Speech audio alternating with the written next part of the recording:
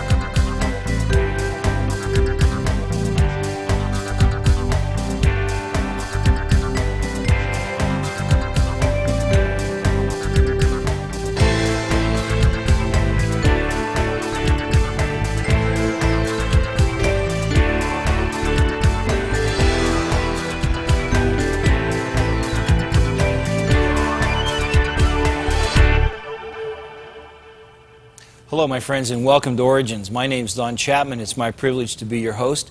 You know, Origins is a forum where we take the evidence of science and we use it to confirm the truth of creation. And we do that usually by bringing in some guests who have an area of expertise in the field of science that validates the truth of creation.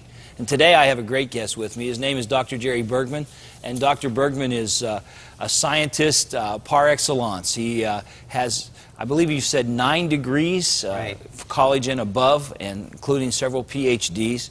And he has taught in the field of medicine and in many fields of science. In fact, it says here you've taught biology, genetics, biochemistry, anthropology, geology, and microbiology.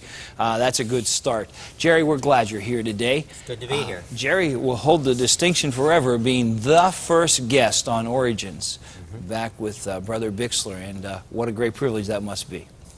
Today we're going to talk about another great man, a man named Galileo.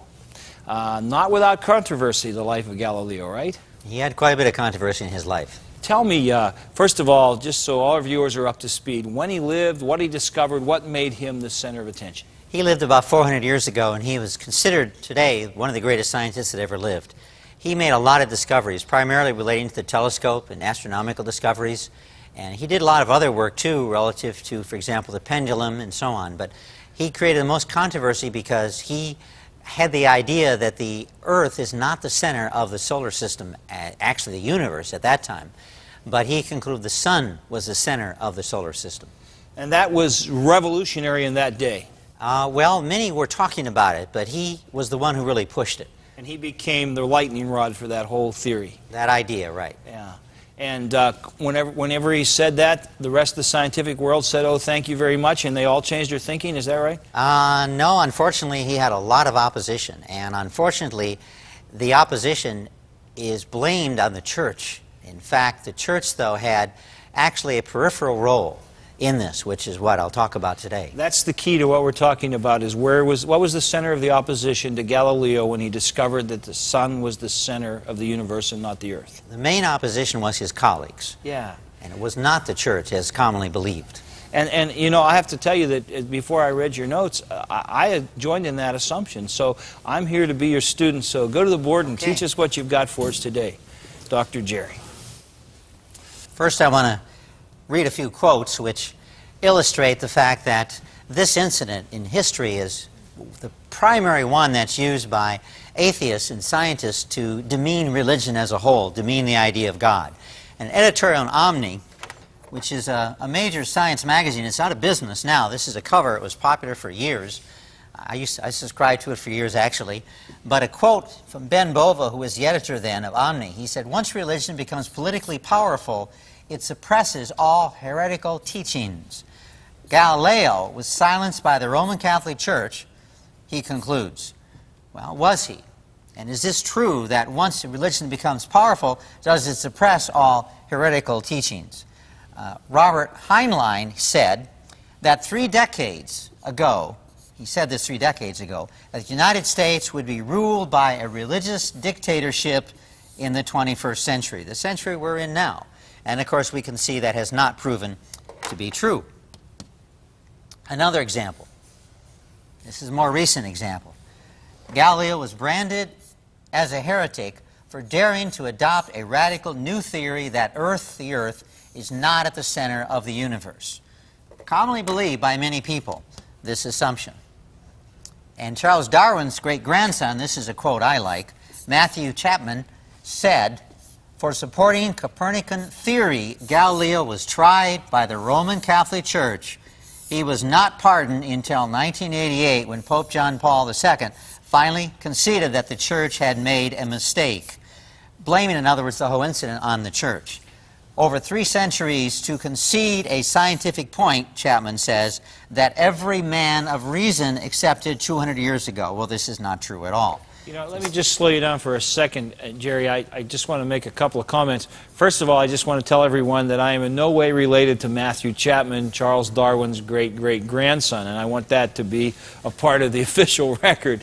But secondly, I think what you're presenting to us is so timely, because I have felt just in the last few months much more push in our culture than I ever did before. Maybe I'm just waking up, but an outward, overt push towards making our society so secular that any idea that religion has anything to say or play in our society is wrong. It seems to become the scapegoat of choice for many in the whole scientific and educational community today. Would you agree with that? Oh, that's a very good point. And I think Galileo is used in order to further this secular goal of making the United States secular. They're trying to say all religion is bad.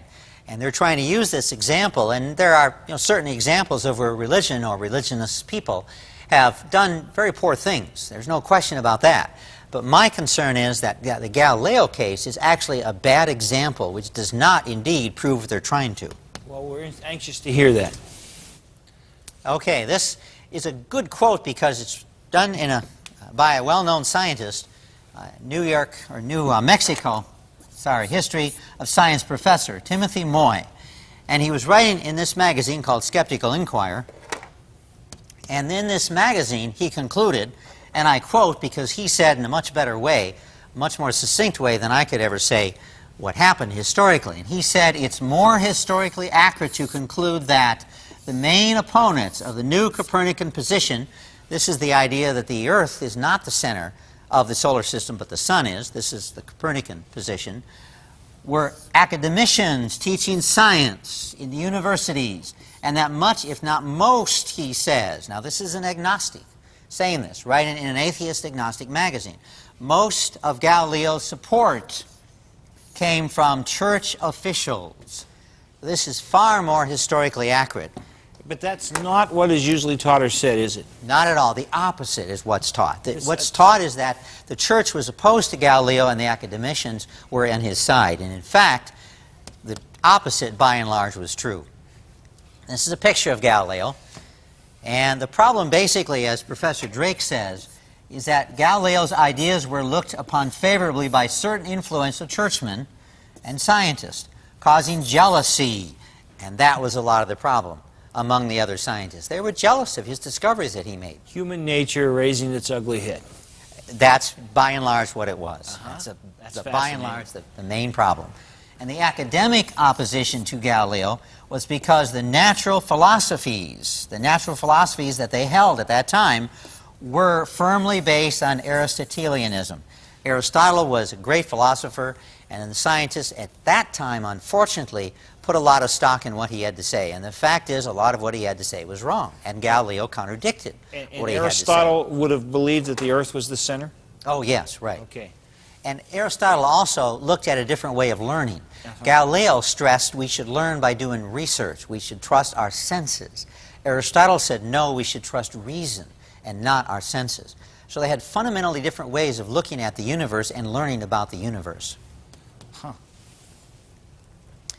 Okay, and as I summarize this here, many scholars did not value experimentation, where Galileo did. He stressed we need to go out and do research. We need to gather data. Where many scientists back then said, no, just reason about what's going on. Okay, and Wallace, he said, for centuries, scholars concluded that the basic truths of nature were to be found in Aristotle's writings. So they relied heavily upon what he had to say. And Galileo contradicted a lot of this. He said, no, Aristotle was wrong. Logical arguments, they said, and reason were more to be trusted than were the evidence of the senses. And this is a well-known historian of science who made this quote in 1955, this statement. And many conclude that Galileo proved the case of heliocentrism. They assume that Galileo had the evidence. But in fact, as Moy points out, Heliocentrism means that the Earth is the center of the Sun is geocentrism, and heliocentrism is the opposite, that the Sun is the center of the solar system. Okay. And actually, Moy points out correctly that Galileo turned out to be right. But the fact is, Galileo did not have the evidence. He didn't have the scientific evidence. His new proof, Galileo's new proof, doesn't work, Moy points out. Galileo simply did not know how to prove that the Earth truly moved, which is what he was trying to prove. So he was right, but he didn't have the evidence. And he didn't know how to prove what he turned out to be right, talking about. Galileo had crossed the line set 16 years earlier that he had promised an idea without providing proof of its truthfulness. In other words, to explain what Moy is saying here is that Galileo said that he would only teach heliocentrism as theory, not as fact. And indeed, what happened later on was he crossed the line. He started teaching this as fact. And he should not have taught it as fact because at that time he didn't have the proof. And therefore, he should have taught it as theory, which is what the church wanted him to do. And I should stress the church got involved in this primarily because the scientists were trying to quiet Galileo. How do you quiet your scientific opponent? One way is to get him declared a heretic. If you can get the church on your side against your scientific enemies, you've got your case made. And that's what his scientific peers did. Okay? Many in the church, Moy says, were anxious for new ideas. And the honors it bestowed upon Galileo made his enemies, Galileo's enemies, very, very upset. And furious is what Moy says. They were jealous of the special treatment that Galileo got. He was given special treatment by the church. He had a big salary. He had a raise. He had everything. And they were very upset because of this. So the church, instead of opposing Galileo, was supporting him in many, many, many ways. Not only financially, but also in other ways as well. And during a visit to Rome, Galileo had an audience with the Pope. It went really well. He said, things are going extremely well. He was overjoyed, according to Ronan's quote here. He was doing very well. The church was on his side. What more could he ask? Galileo. What more could Galileo ask? Galileo's main problem was, according to many historians, was his rash indiscretion, his insistence on throwing open to the common people a question that was far from being settled. So part of it was Galileo's attitude. He upset his scientific colleagues for what many people feel are good reasons. And Moy added that, this is a picture of Dr. Moy, while scholars have been unable to come to a consensus on why Galileo was tried by the Inquisition, there are probably a lot of reasons why. Many of them had to do with politics, and many of them had nothing to do with science. Almost all historians agree, he says, that it was not primarily because Galileo believed in the Copernican heliocentrism. Galileo's trouble with the church became a means to condemn the church as backward. In other words, there were some conflicts that Galileo had with the church. But on the other hand, they distort this to condemn all religion as backward. For most of medieval and Renaissance period, the primary supporter of research and teaching in the science was the church. Dr. Moy correctly That's a concludes. powerful statement. It is, and historically, the church has been one of the major supporters of science through much of history. Moy added at the Galileo Fair the church continued to promote research. They even turned entire cathedrals into pinhole cameras to measure scientific facts. So they were continually supportive of the science, the church was. And unfortunately today, applying this to today now, unfortunately today, the church all too often sides with the Darwinists. And I think they're going to end up in the main problem, the same problem actually, that they had with Galileo, they're going to end up today. I can see 100 years ago, they'll condemn the church because the church sided with the Darwinists. You're making quite a jump there, and it's a fascinating one. You're saying that the church ended up on the wrong side. It started out on the right side. It was they weren't the motivator. The motivation was really coming from his, so shall we say, academic competitors, right, who were jealous that he was getting the recognition and he was getting the salaries and so forth, and then the church jumped on board with them. And ended up on the wrong side, even though they'd started out on the right side. Right. Is that? Am I hearing you? That's a good summary of what I'm trying to say. And you're saying now to us that while the church has taught creation since God allowed Moses to write Genesis 1, today when victory is within our grasp, so much of the church is jumping on board with the Darwinists. Right. That's a tragedy. You mentioned the Catholic Church there. Why is that singled out up there, Jerry? Well, they look at other churches as well, but of course the main focus has been against the Catholic Church. But they generally generalize this to all churches. When they say the Catholic Church, they often mean the church. When they say the church, they mean the Lutheran, the Pentecostal, all the churches. And of course, in Galileo's day, that was the church. That was right. By far the more pre-Reformation, so it's all the church. Yeah. Okay. Secular Humanist Magazine.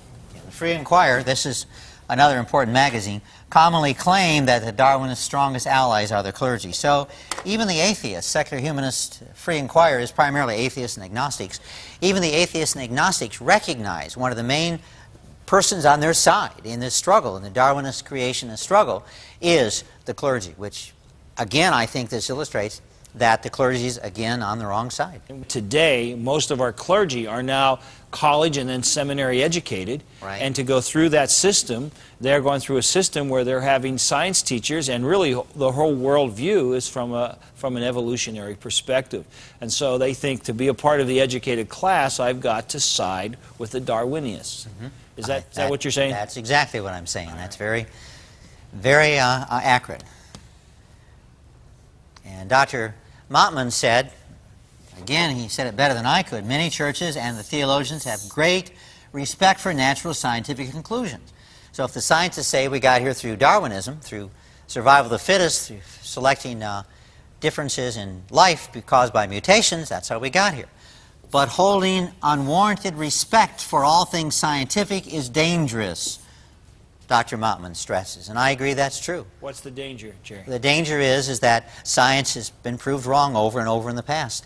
And when the church sides with science, when they have an unwarranted respect, this doesn't mean they uncritically reject what is said, but I think in many ways the church now worships science. And if science says something, it's true. Even if what science says seems to contradict the Bible, they say, well, the Bible must be wrong, the scientists must be true. So I think in many ways they have an unwarranted respect for all things scientific, even though much which is scientific today, tomorrow will be scientific history. Folks, we're going to a break right now, but we're in the middle of something very serious here. This huge problem that's facing the church today. Is the church going to end up on the wrong side of the truth? What can we do so that doesn't happen? You stay with me, and Dr. Jerry and I are going to address this when we come back. Creation versus evolution. You weigh the evidence. Evolution deception. Contradicting confab. Evolutionists say that human beings evolved from simple cells entirely by random chance. But when the word evolving is used with technology, it means improvements that are planned, carefully worked out, and implemented using intelligent guidance. However, when academia uses the word evolution in biology, they shift its meaning to deny any planning or intelligent design. Are you being deceived by evolutionists?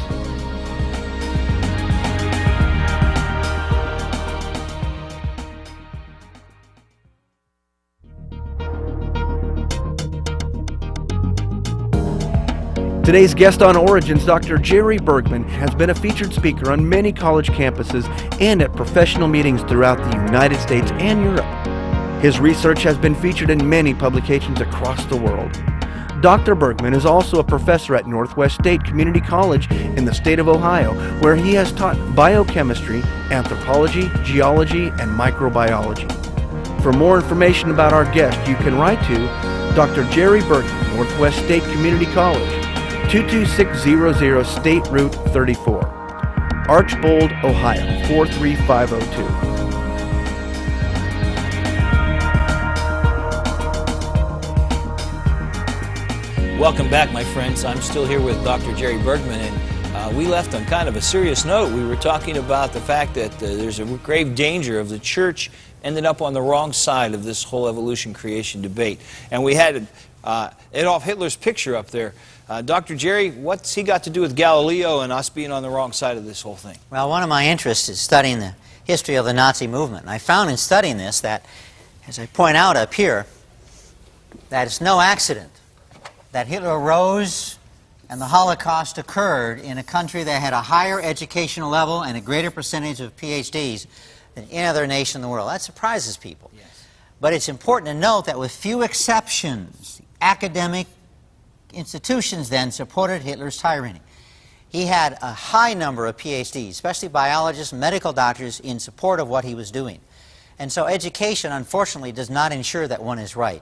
Highly educated people can support causes that are indeed wrong, which, of course, this turned out to be true. And a concern that I've come up with on this is that indoctrination is a major problem academia has. And this is being looked at by more and more people in the world today. Academia often indoctrinates people into a worldview which is anti-Christian. Yes, it does. And view, of course, the concern is most often religion.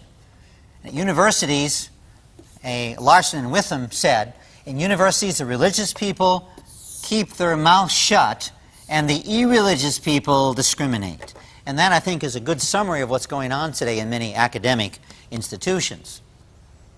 And suppressing minority views in science is still a major problem. This excellent quote here says, in virtually every branch, lectures were proscribed, publication was hampered, professorships were denied, scholars with unpopular ideas sometimes recanted, published anonymously, presented their ideas in weakened forms, or delayed publication for years because of this suppression in science.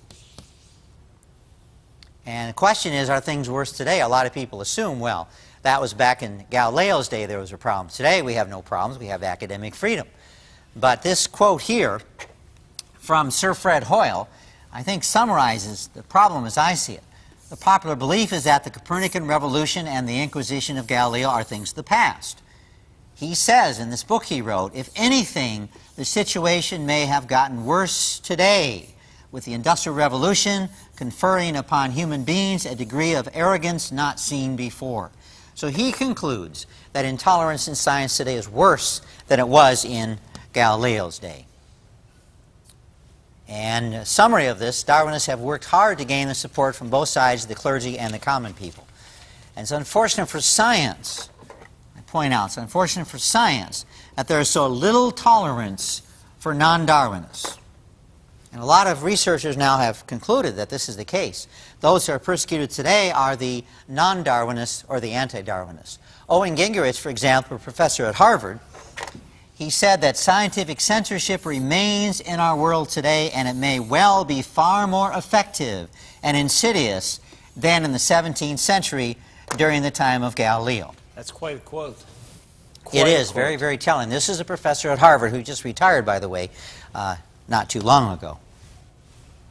And what people who oppose Darwin are saying is we simply want a place at the table. A lot of people say, well, you want to take over the schools. No, we simply want to be able to present our ideas at the colleges and universities. The scientists have become the new priesthood of truth. And what we want now is simply to be able to be part of the research community, presenting our ideas in the research community.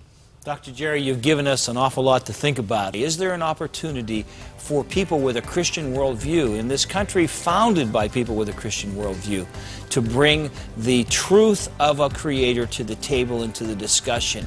Or is there really an academic bias that has become censorship? Are we in worse shape today than we really were even in Galileo's day? Something for you to really think about. I want to thank Dr. Bergman for being with us today. And I want to remind you that it's still God's view that He created you. And that should be your worldview too. God bless you until next time.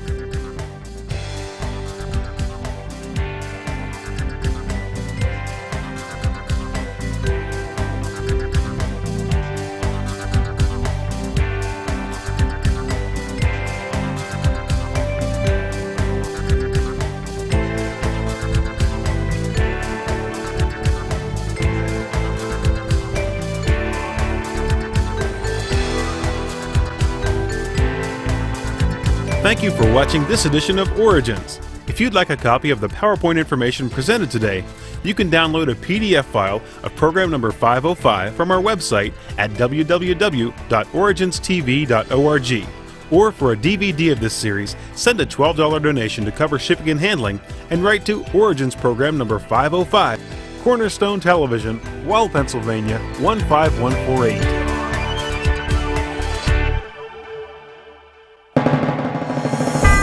Origins is made possible by the faithful prayers and the financial support of you, our Cornerstone Television family.